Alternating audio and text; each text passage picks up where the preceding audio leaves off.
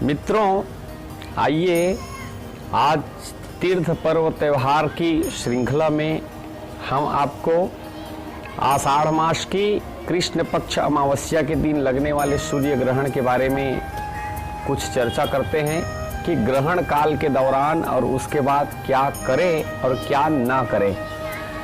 ग्रहण जो है हिंदी कैलेंडर के अनुसार आषाढ़ मास की कृष्ण पक्ष की अमावस्या तिथि को खंडग्रास के रूप में सूर्य ग्रहण लग रहा है, जो 21 जून रविवार का दिन पड़ रहा है। इसका सूतक जो है 12 घंटा पहले अर्थात शनिवार की रात्रि 10:25 में आरंभ हो जाएगा।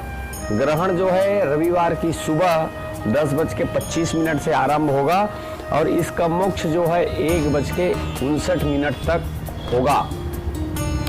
ग्रहण काल के दौरान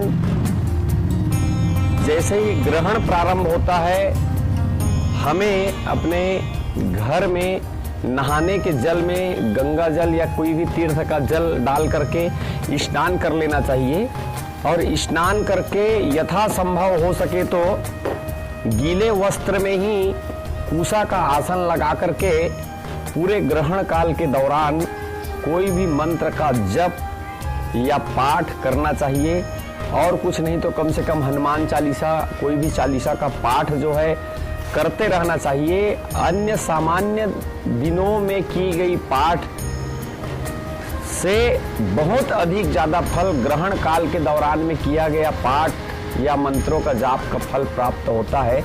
इसलिए यथासंभव हो कोई न कोई पाठ या किसी भी मंत्र का जाप अवश्य करना चाहिए।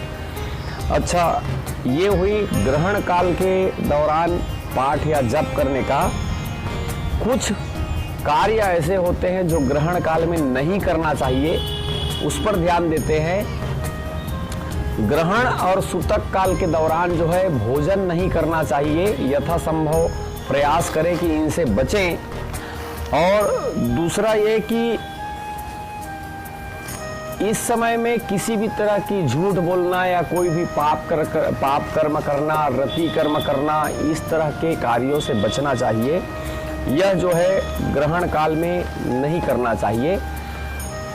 कुछ माताओं के लिए सावधानियां हैं, खास करके गर्भवती माताएं जो हैं, सूर्य ग्रहण के समय में यथासंभव प्रयास करें कि किसी कमरे के अंदर हो, खुले आसमान के नीचे जाने से बचना चाहिए। ग्रहण काल के दौरान माताओं को हो सके तो सूर्य की पराबैंगनी किरणों के दुष्प्रभाव से बचने के लिए अपने शिशु के धारण करने वाले उस गर्भ स्थल पर जहाँ पर शिशु हो, वहाँ पर गौ माता के गोबर का लेपन कर लेना चाहिए। उनसे बहुत ज़्यादा सुरक्षा होती है।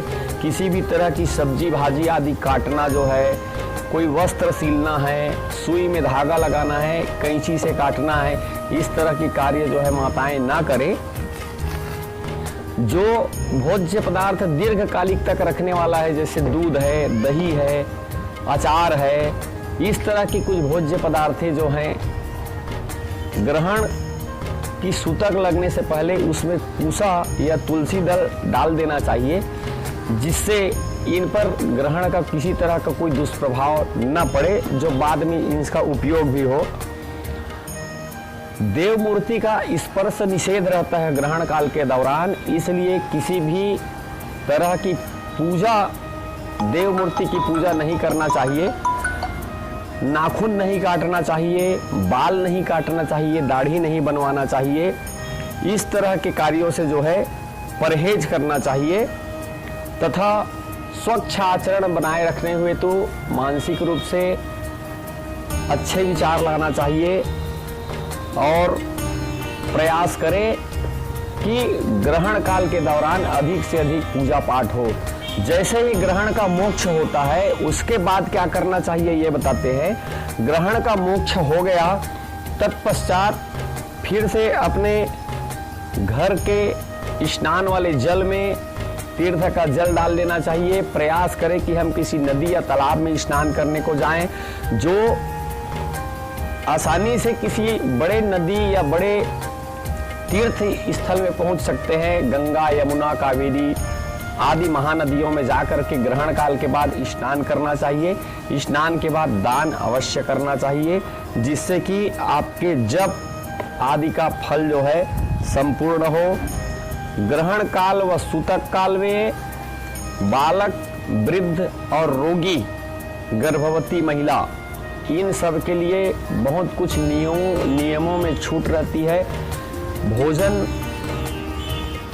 बालक, वृद्ध, रोगी और गर्भवती महिला को समय समय में अति आवश्यक है। कुछ न कुछ इनको भोजन करते रहना चाहिए। तो लंबे समय तक ग्रहण काल में इनके लिए वर्जित किया गया है। इसलिए इनको छोड़ करके शेष जो सामान्य जीवन व्यतीत करते हैं, उनको इन ग्रहण काल के दौरान जो है सभी नियमों का अवश्य